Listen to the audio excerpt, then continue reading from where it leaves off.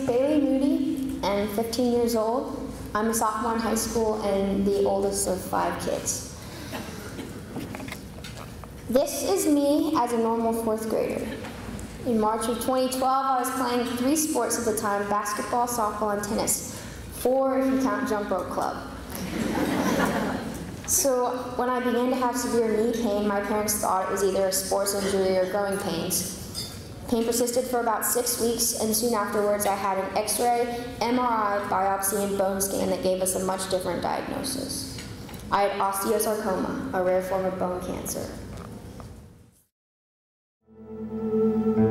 That first stage is really just, you're in shock and you don't know what's happening, and you think, is this a dream or is this real life?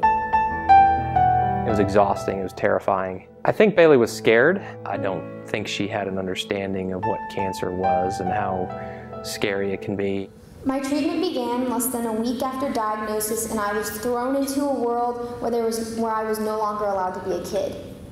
My protocol consisted of 10 rounds of chemotherapy, a surgical removal of the tumor, and another 20 rounds of chemo. After the first 10 rounds, I underwent a radical form of amputation called a rotationplasty. I'll let my mom explain exactly what that is. Rotationplasty, that is where they remove the tumored portion of the knee, rotate the foot 180 degrees, reattach it, and her ankle, which is now flipped backwards, becomes her new knee. The first time we saw that, we said, that's crazy. We're never doing that to our child. That's insane. But then you do your research and you walk through it and you're like, okay, what kind of outcome, what kind of function do we want to give her after cancer? Losing her leg meant that she could spend a lifetime of saying yes to all the things that she wants to do. Kick, high in the hip. I'm a below-the-knee amputee, I'm an athlete, and I'm incredibly active. I wanted to get back to everything I was doing before cancer. While it looks kind of crazy, this option gave me the highest functionality and the least risk of complications and restrictions. After my surgery, I still had to complete 20 more rounds of chemo to make sure that there were no disease cells left alive in my body. Of course, none of this was easy. These treatments were brutal. I lost all of my hair, threw up hundreds of times, spent half of every month in the hospital, lost 20 pounds, had horrible mouth sores, had a stroke-like episode due to chemotoxicity in my brain, and generally just missed out on school and events and life for almost a year of my childhood. Even though my treatment was awful and terrifying, I never truly lost hope while I was sick. I'm generally a joyful and optimistic person, and I also have a solid faith. But I was one of the lucky ones. My cancer responded to treatment, and in October of 2012, I had my last chemo and was declared no evidence of disease.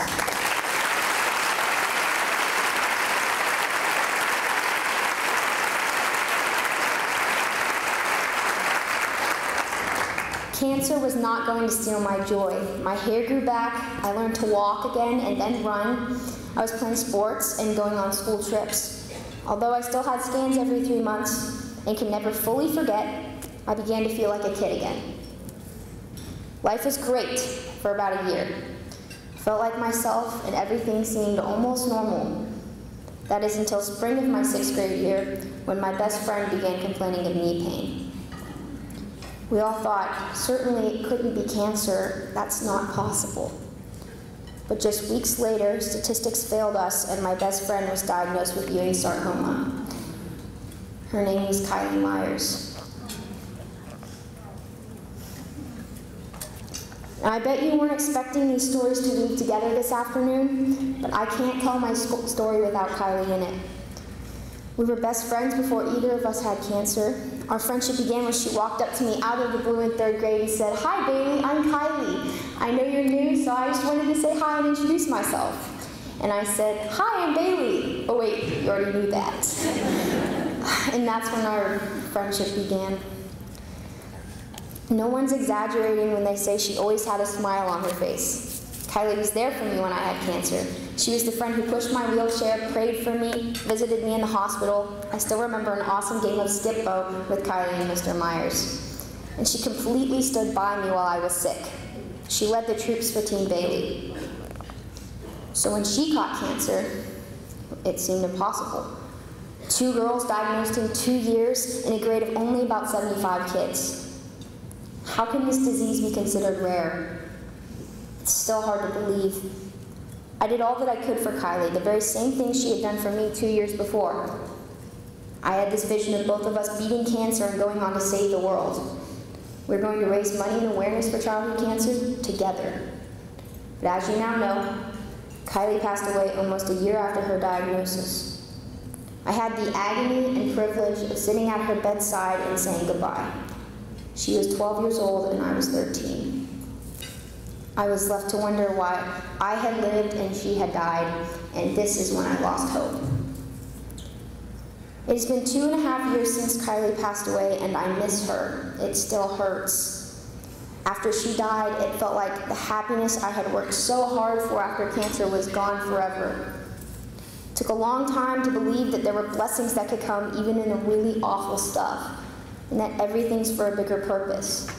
Time does not heal all wounds, but it can give a different perspective. Kylie and I are still raising awareness and funds together. It just looks a little differently than either of us expected.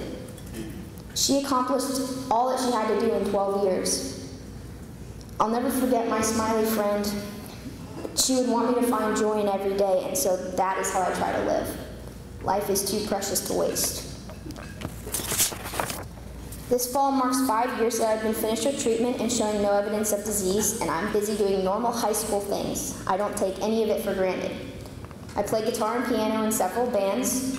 I love participating in my school's theater productions, something Kylie encouraged me to start doing long before either of us were sick. I'm involved in student council and in a number of clubs at school. I love math, traveling, sports, and my amazing group of friends. And I recently retired from volleyball so that I could focus more time on my true passion, wheelchair basketball. I'm working hard right now to make my dream of becoming a Paralympian come true, and my hope is to be in Paris as part of Team USA for the 2024 Games. I'm taking the next big step toward this goal in November when I attend my first U.S. Women's National Wheelchair Basketball Development Camp at the Olympic Training Center in Colorado Springs.